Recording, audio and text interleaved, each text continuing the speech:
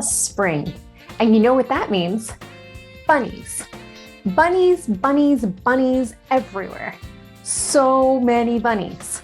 They're a sign of spring, and for many, they're the furry face of Easter. But did you know that bunnies have a mysterious tie to mathematics? They were the inspiration for a very famous math problem called the rabbit problem. No, it's not a problem with rabbits. Instead, it's a problem that uses rabbits to illustrate a mathematical concept. Specifically, this one.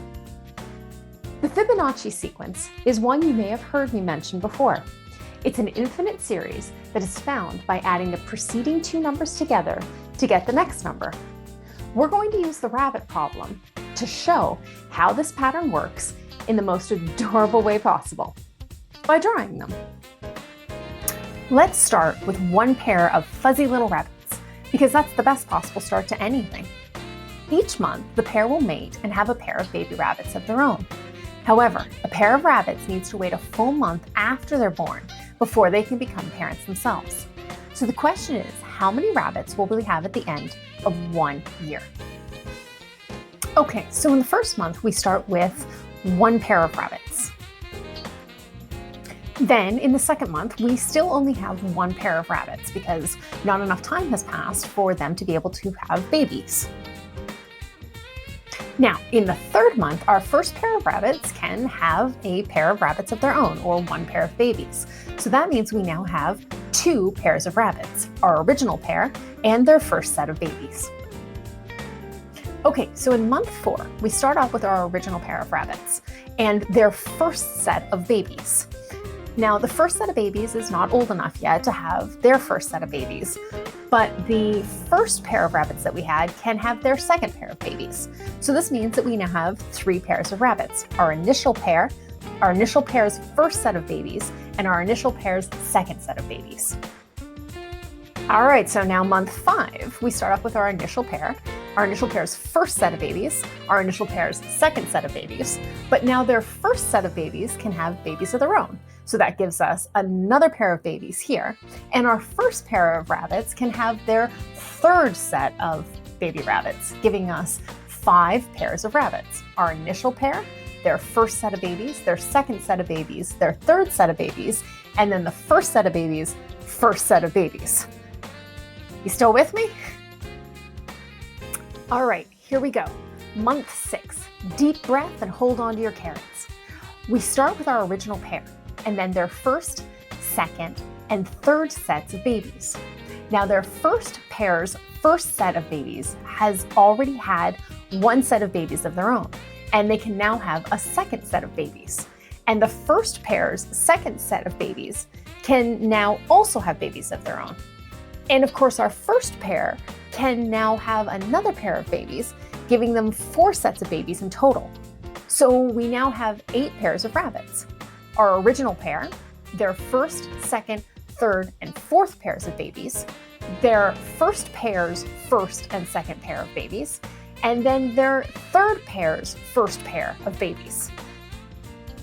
Okay, this is too many bunnies, way too many bunnies.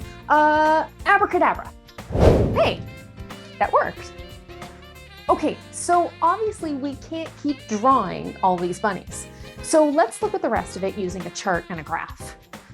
If we continue the pattern, we can see the following emerge. Month 7, we have 13 bunnies. In month 9, we have 34, month 11, 89, and then after 1 year or 12 months, we'd have 144 pairs of rabbits, or 288 rabbits in total, as each pair has 2 rabbits. That's a lot of rabbits, and that's a lot of chocolate if they all grow up to be Easter bunnies. Chocolate bunnies. This absolutely adorable and potentially delicious pattern explains what's known as the Fibonacci sequence. As I mentioned, it's an infinite series, which means that it never ends. Each number in the pattern is found by adding the previous 2 numbers together. So we have 1 + 1 = 2, 2 + 1 = 3, 2 + 3 = 5, 3 + 5 = 8, and so on, giving us our Fibonacci sequence. As cute as they are, bunnies aren't the only place where we can find the Fibonacci sequence in nature. In fact, it's found all over the place in the springtime, like when the flowers start to grow, as the number of petals in a flower also follow the Fibonacci sequence. Here's a couple of examples. See how the number of petals on each flower is the same as a number in the sequence. Finally, when I think of spring, I think of the birds singing and their sweet non-wintry music filling my ears. Turns out that some music and poetry also follow the Fibonacci sequence. And wouldn't you know it? The sequence's origins can actually be traced back to a poet and mathematician named Acharya Pingala, who practiced his creative pursuits in 450 BCE India, centuries before the 11th century Italian mathematician Leonardo Fibonacci lent the numbers their namesake.